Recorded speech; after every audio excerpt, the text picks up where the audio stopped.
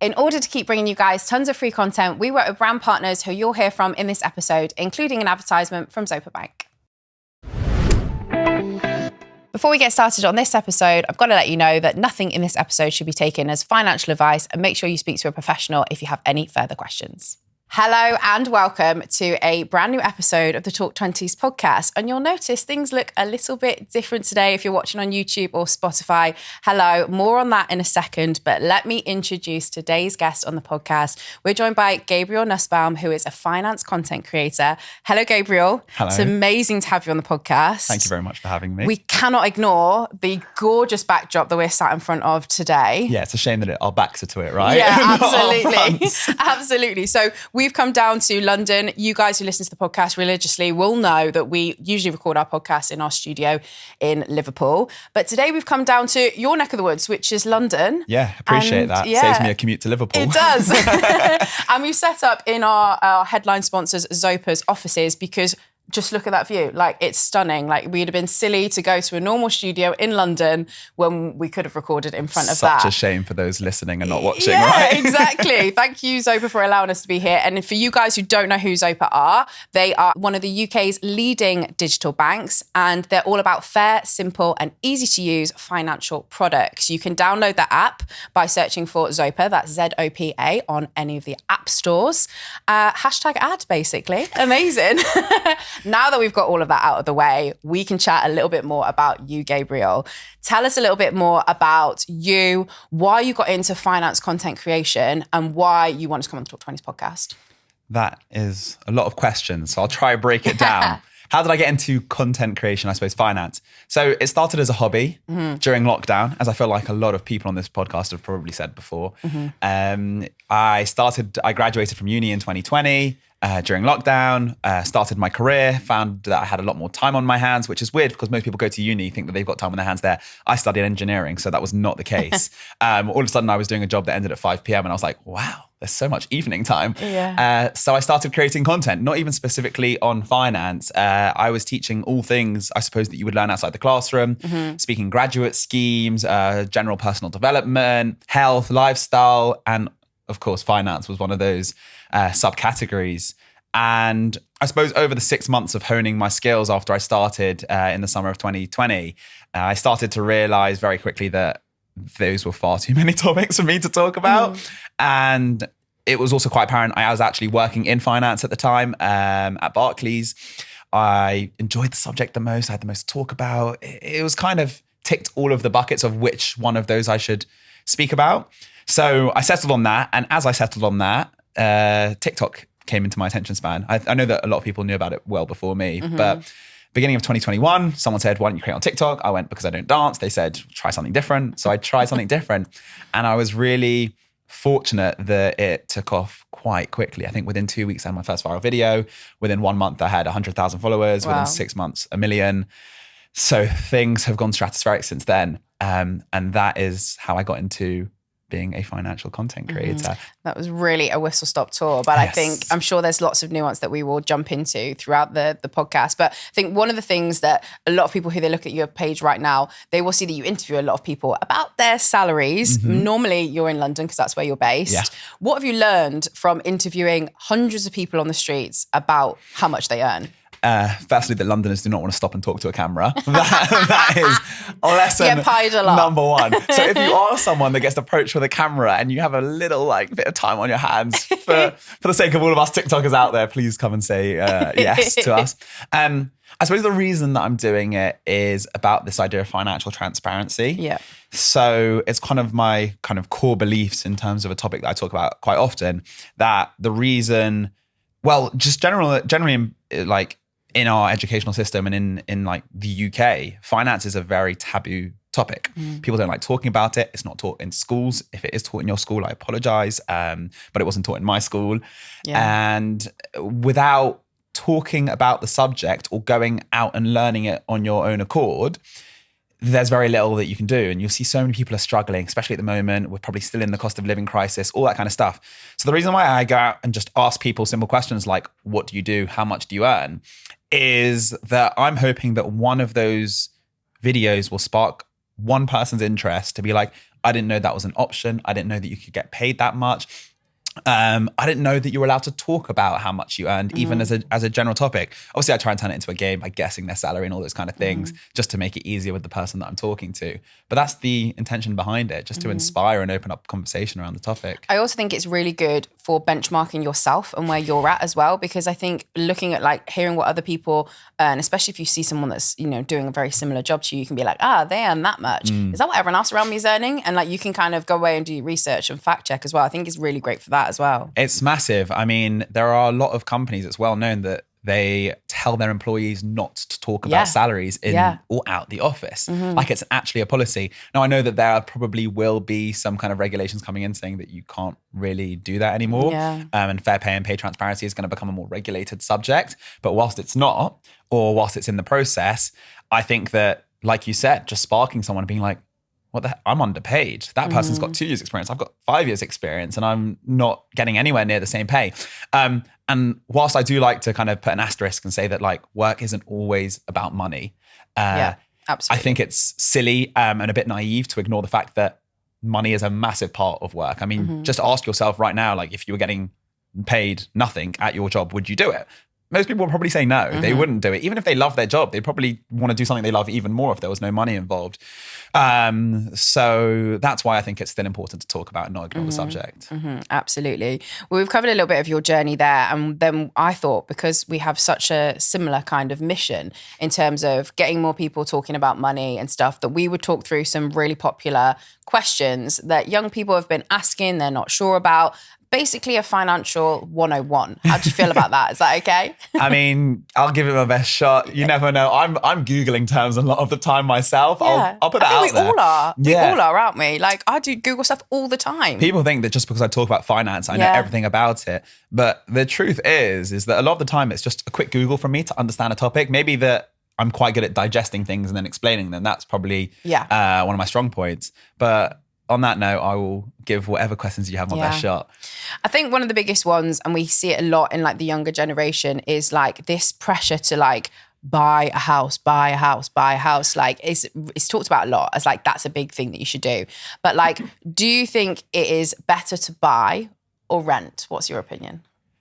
I think if you're in a kind of luxurious position to be able to buy, you'd probably opt for that, just for the idea of, you know, putting money into something. Obviously there's interest payments, but putting it into something instead of rent going down the drain. And that's quite a classical approach. Your parents will probably tell you that like renting is throwing money down the drain. Like property is like the king and all that kind of stuff. But it's funny because about a year ago, I was looking to buy and I actually very quickly switched my mindset back into renting, and I'm renting right now. And I don't think it's throwing money down the drain. I mean, you could even say that buying a house is throwing money down the drain, especially when interest rates are so high at the moment. So contextually. So I don't think it's black and white anymore. And despite what a lot of older generations tell us, when it was a lot easier to buy property back in their generations, when it was 3 times your salary and not 10 times your salary, that's why I say it. I mean, it has so many like pros to it, right? You have the flexibility to move where you want. You might not be paying as much now with mortgage rates to get an even better property. You've got no like kind of risk and liability. If something breaks, it's your landlord's responsibility, not yours. There's so much positive to do with renting that rather than all of the fixed costs and money down the drain that goes with buying property, the deposit, you know, the tax, the investment, the upkeep, all that kind of large amounts of money that you need to sink into a property, makes it just a very, you know, not clear. My personal answer is when I can buy, I probably will buy.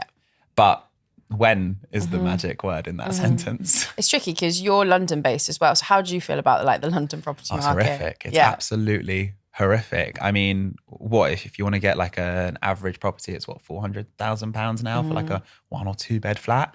And salaries are nowhere near keeping up with that in terms of being in London. So it's hard. I'm not going to deny it. Don't think that you're in it alone if you're finding it hard. The majority of the country and young people are as well.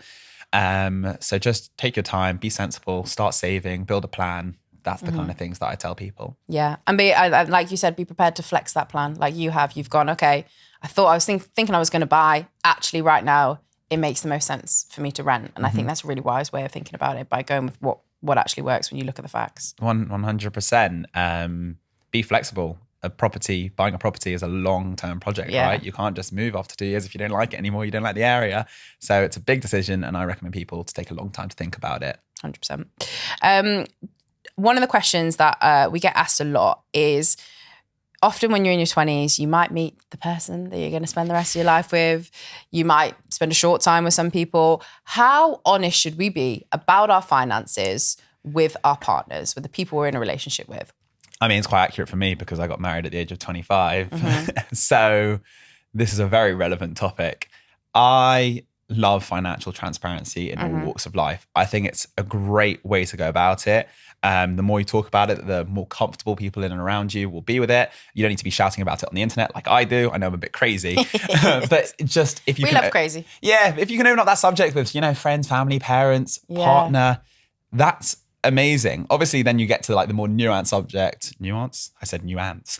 Of do you want to have joint bank accounts, all that kind of thing with a long-term partner, or potentially if you get married.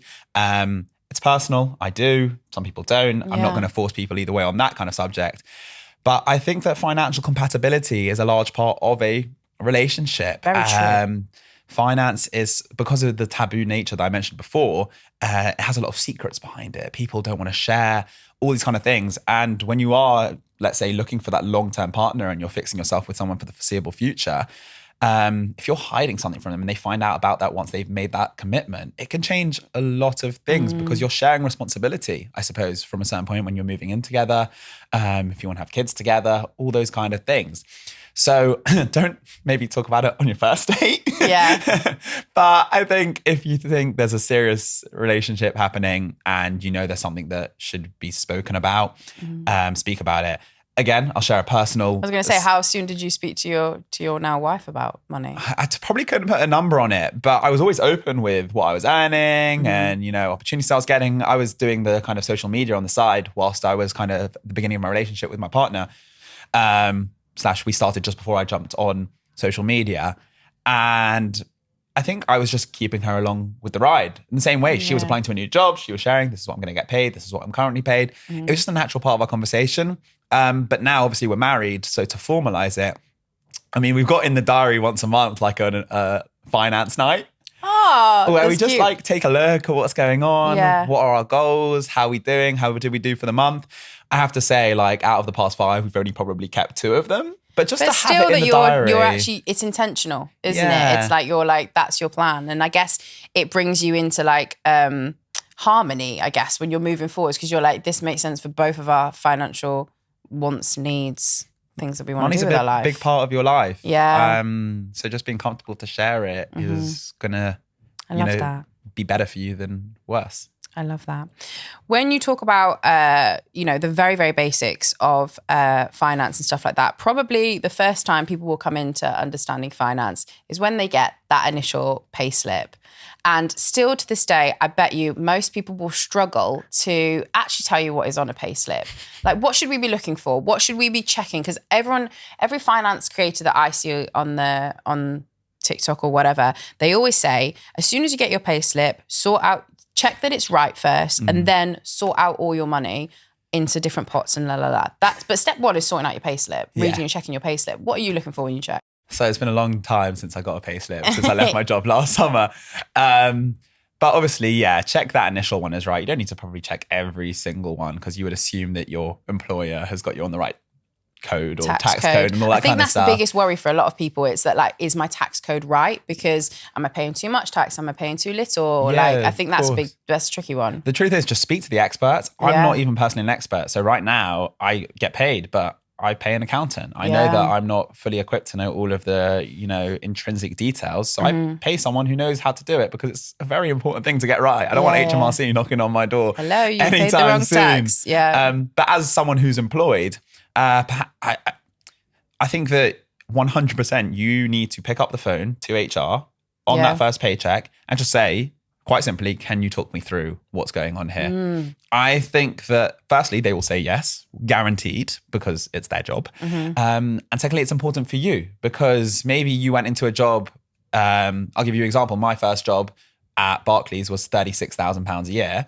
I knew it was a good salary. And it's quite surprising when 36 divided by 12 doesn't end up in your bank account every single month. Yeah. And you're like, wait a second, I signed to a 36K job. Why am I only getting £2,000? I'm fairly sure 2 times 12, 24. There's a bit of a gap there.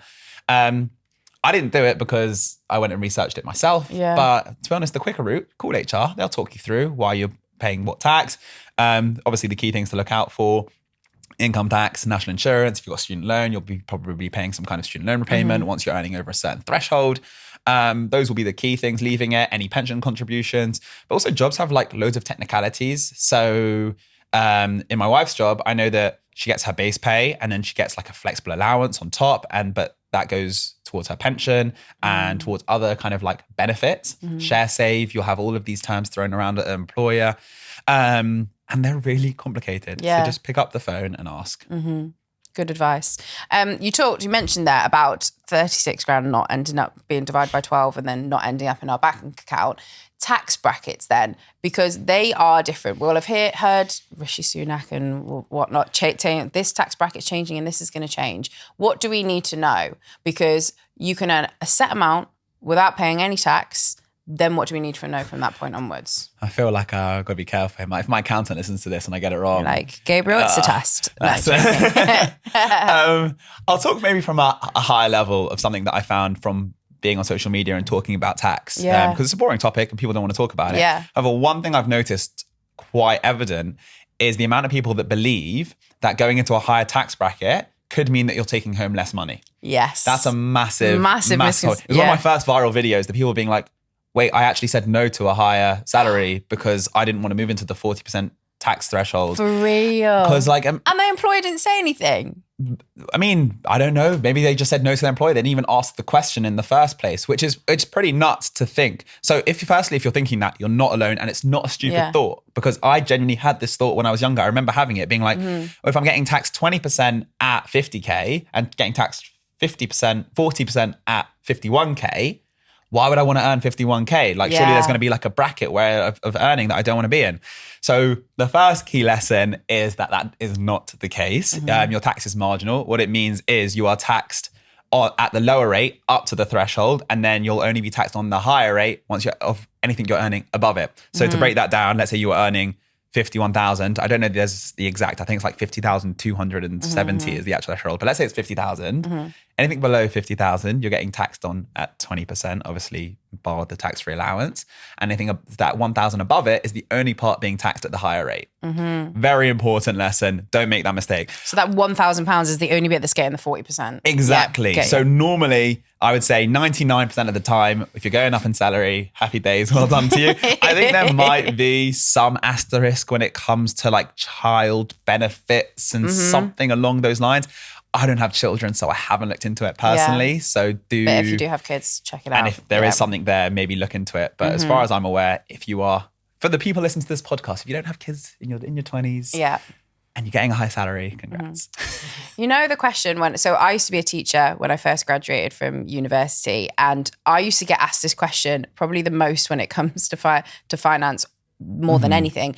People didn't really understand, basic 101 in my opinion, what the difference between a debit card and a credit card was. Like, they didn't understand the two different products. So when you're looking at that, what are you looking out for? I think it's so good that you're asking that question, honestly, because people are scared to ask they are. that question. They're like, I'm just going to look stupid. Everyone knows what a credit card is. I'm just going to play along and I know what it is. I didn't know what it was at the start. So, I mean, the simplest layman terms, again, if I'm making some mistakes, I apologize. A debit card is quite literally you are paying from the money in your bank account. So if you have £2,000 in your bank account, you can pay up to £2,000. Some banks might give you overdraft allowance, especially for like student accounts, which basically means you can dip into going below zero, but not for too long, because eventually you'll probably have to pay interest on that, which is just paying the bank more money on top of what you owe them. Whereas a credit card is borrowing money. So you'll get an allowance called your credit limit. So you apply for a credit card and they might tell you, well done, now you have £2,000 to spend. You're now spending the bank's money or the credit card company's money. And you might think to yourself, well, why would I want to borrow money unnecessarily? Great question, because a lot of times with a credit card, there's interest involved, meaning that if you do not pay off your bank account, your statement in full every single month, they will add some money on top of that, which means that you are owing them more than you borrowed from them. So I always say, when it comes to my credit card usage, that if I do not pay it off in full every single month, I do not need to use that credit card. And some good ways to go about that is, for example, if you don't have it in your debit card account, if you don't have that money in your savings or in your current account, you can't spend it on your credit account, because obviously you're not gonna be able to pay that back at the end of the month. So that's the difference. But then it flips the question, well, why would I want to have that risk? Imagine like 1 month I'm short and now I'm paying interest. And so firstly, set up a system that you don't get into that position, because I know that obviously for a lot of people, they are in that position. But the reason to use it, and the pros are, credit card companies tempt you to use their products because they give you incentives, cashback, rewards, discounts at certain brands, air miles. You'll hear all of these terms pushed around. And the truth is, if you can pay it off in full every month and you're able to do that sensibly, a credit card suddenly becomes your best friend, because instead of £1 just being £1 can actually work in your favor, sort you out with some free flights somewhere eventually in the long run, end up giving you 1p back every single time you spend £1. So there's amazing things you can do with credit cards, but you need to know the inherent risks and be able to manage that. Yeah. I don't think we're taught enough about that at school, do you? I was wasn't. never ever taught Did the any word about credit that. card ever come up? Absolutely not. It was just Jimmy and his 12 pineapples. Also, maths GCSE. More that I was scared of a credit card, I think, when I was younger. I think I was, not really sure. Oh God, I can't even do that. Can't even, because of exactly what you said. Like, I think maybe the risks were talked about a lot more, which is a good thing in some kind of way. But then actual, like, what the benefits are, or just how to use it, like, properly or effectively. Because I don't think enough people are talking about that. I think some people might be listening going, what would be the difference for me to use my student overdraft and a credit card? Because I think technically, if you're like, say your balance is always zero, but you have a credit card that has £500 in it and you have a student overdraft that's £500 on it, people might feel like it's a bit of the same, if that makes sense. Like, I wouldn't be able to differentiate. I wouldn't myself be able to differentiate that much myself. I think that's a great question, because it's something to be really aware of. Credit cards normally have high interest rates. You can get zero interest rate credit cards, but predominantly, if you can't afford to pay off that credit card in full, you shouldn't really be using it, because it's a spiral. Once you owe money, you start to owe more money, and it'll go in the long run. Whereas with an overdraft, if you've got, for example, overdraft protection where you can dip into that, I know that that's the case for a lot of students. It's hard to be a student and dip into that. But a lot of these bank accounts will give you a protector, so you can dip into it as long as you pay it off by the end of the year, whereas most credit cards you have until the end of the month. The month, yeah. So I would normally look at interest rates, compare them, the lower interest rate. If you can find something with a zero interest rate, obviously that's not zero forever. You can't just keep borrowing and borrowing and borrowing. Yeah. It's probably for a fixed period of, let's say, 24 months. But look into the one that is safer. That's always my I love that option. Good advice. I think I don't know what you think, but I think there's way too much jargon around money terms. Like any industry that you go into, there will always be some specialist terminology, like, even for podcasting, there's special terminology in terms of, baked in ads and host read ads and all that kind of stuff, no matter what you go into. But sometimes, because we all are connected to finance, sometimes when people start using that jargon and it's not terms that we're familiar with, it can feel super overwhelming. Is there any jargon that comes to mind that you kind of feel like you've had to do your research on recently, or you feel like, I wish they really taught this in school? The classic one that comes to mind is like APR, like with credit cards. And there's so many. I feel like you're going to put me on the spot here and I'm not going to be able to come up with any others aside from that. APR then, tell us what that's that a good is. one. Yeah. You'll get loads. AER, then it's like, this is your interest rate, but then there's also the APR. Yeah. So it kind of, I think it stands for annual percentage rate. Slated in the comments if that's not correct.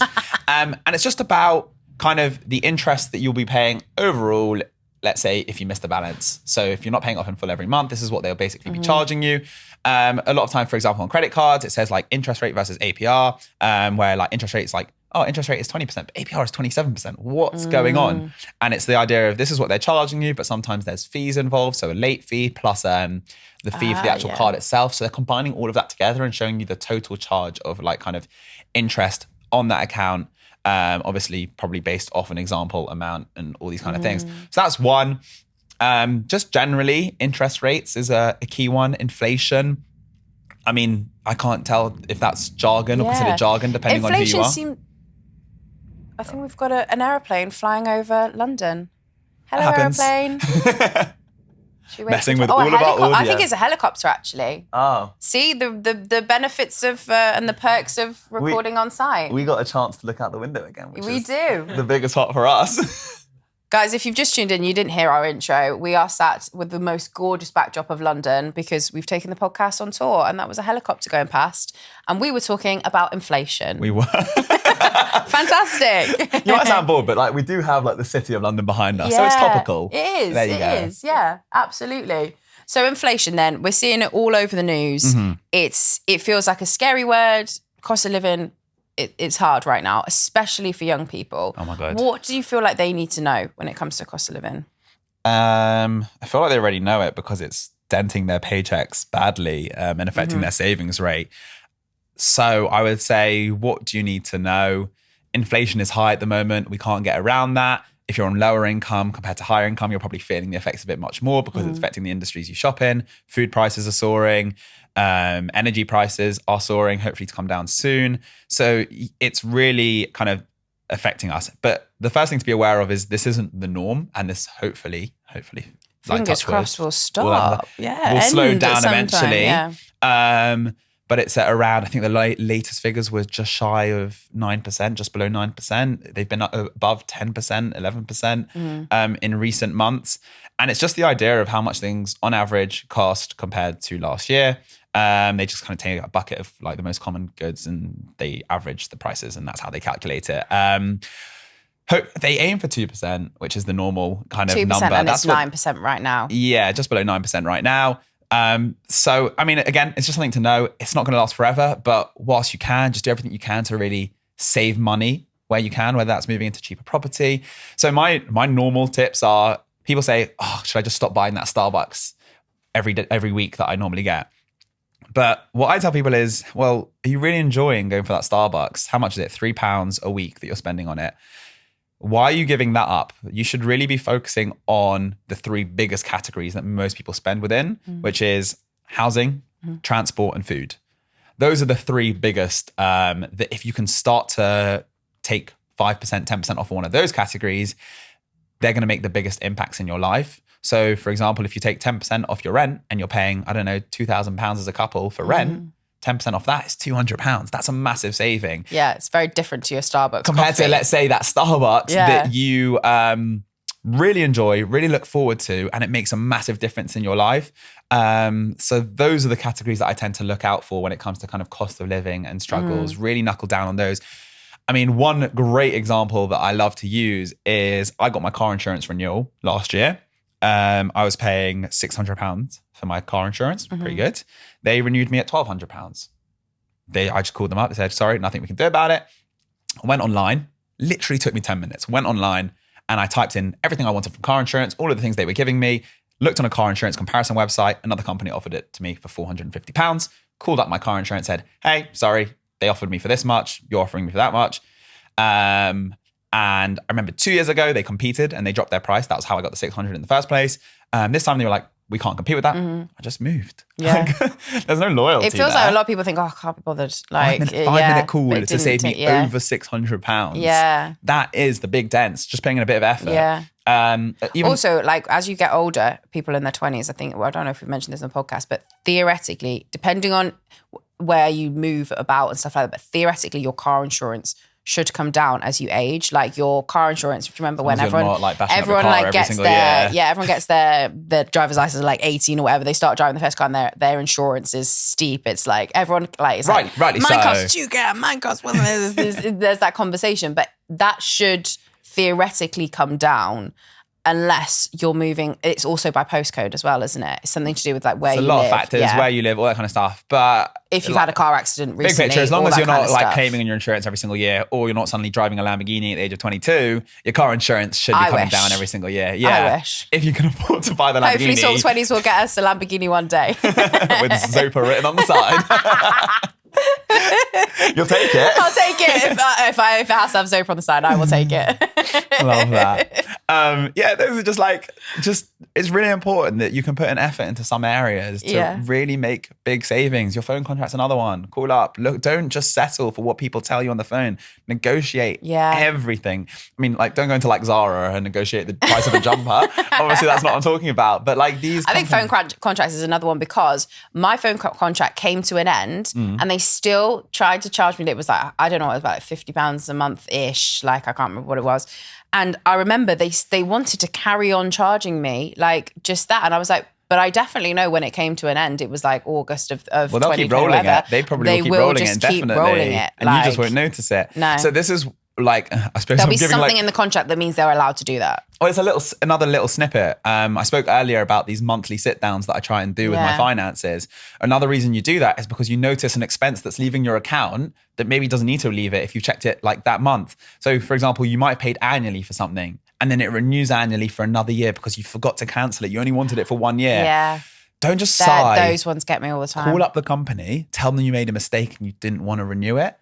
I would say 9 times out of 10, they'll be like understood and they'll cancel it as long as you noticed it quickly enough. Yeah. If you're noticing it 6.5 months later, they'll be like, well, you've used our benefit for 6 months. Why would we want to cancel it? You've paid for another year, you're locked in.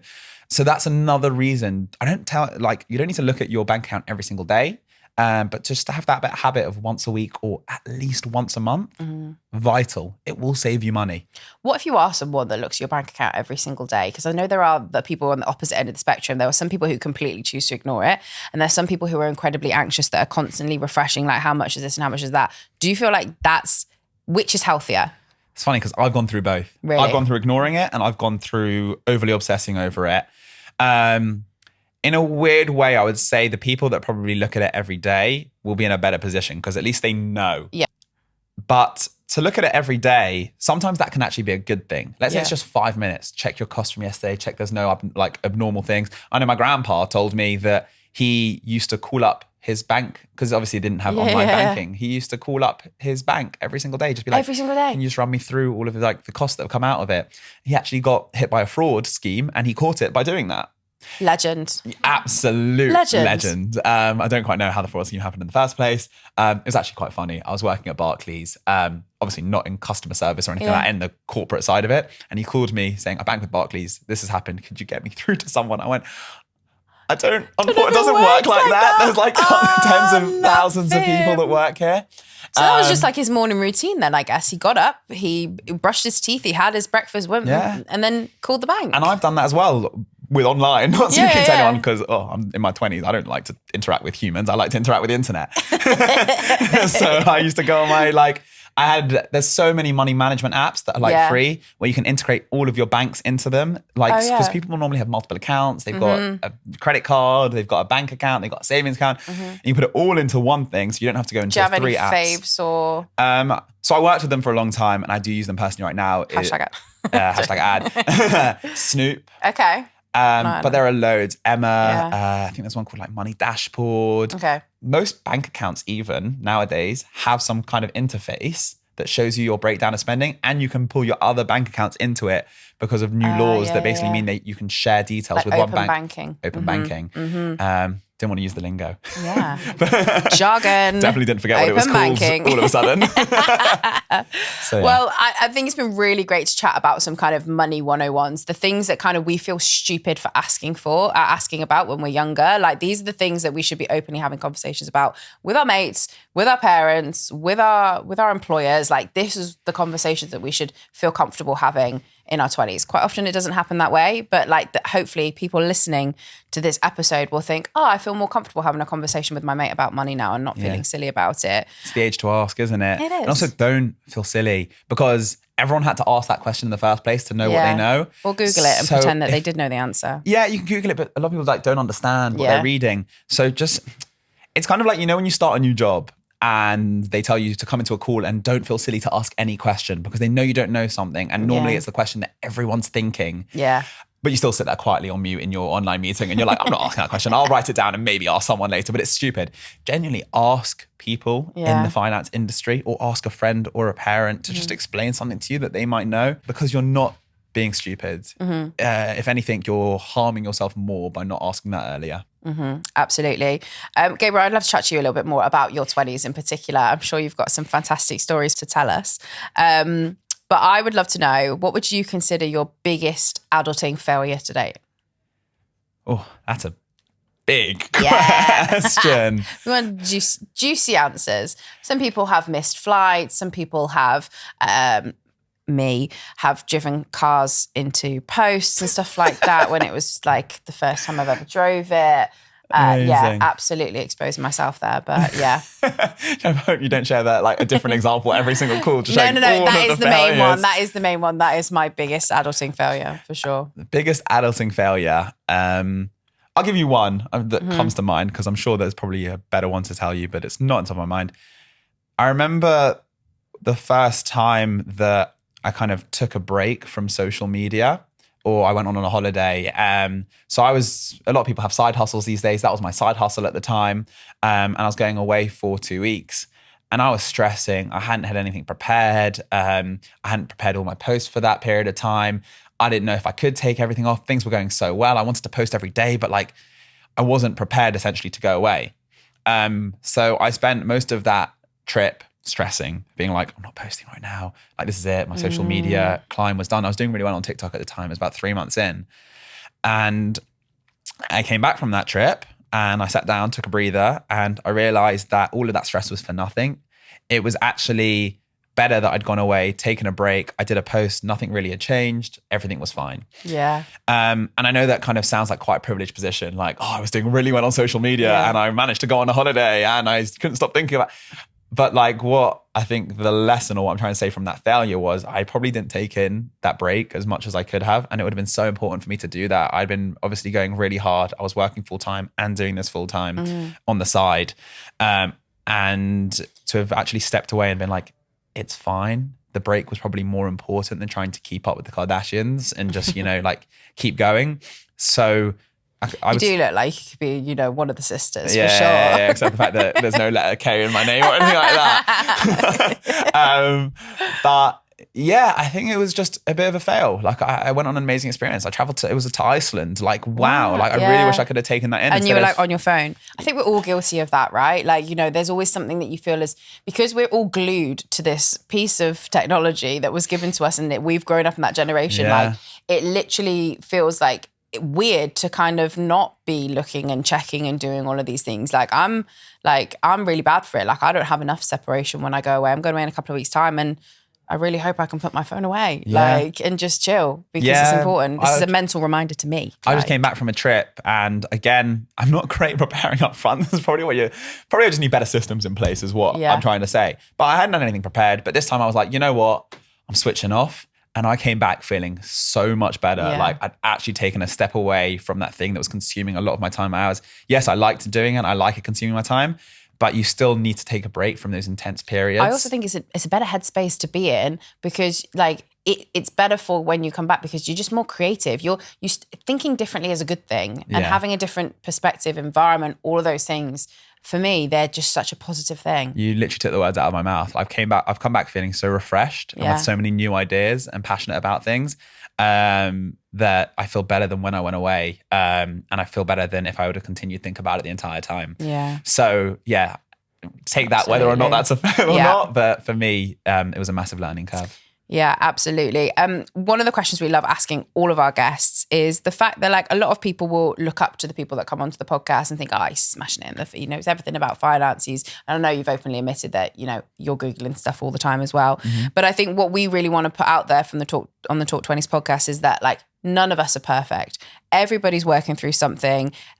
Is there something that's holding you back right now that you're trying to work on getting better at? Something that you feel like is something that's either annoying you, getting you down, all these things, and you're trying to get better at in your life? Such a good question. I mean, I am constantly looking at people thinking, oh, but they look perfect compared to me. This kind of comparison culture of always looking up is really damaging. And I sometimes have to take a check in that, because there's someone probably looking up at you, regardless of what position you're in, and thinking how fortunate they are to be in that position. So nothing is ever perfect. And it's always hard to keep that at the front of your mind, but you probably should. But for me personally, one thing that I'm struggling with right now is focus. So I know I'm very fortunate to be in the position I'm in, but there's so many kind of things and ideas pulling my brain this way, that way, that I want to do, that often I find myself a month later down the line or 3 months later down the line having done none of them, because there's so many ideas that I want to try and implement.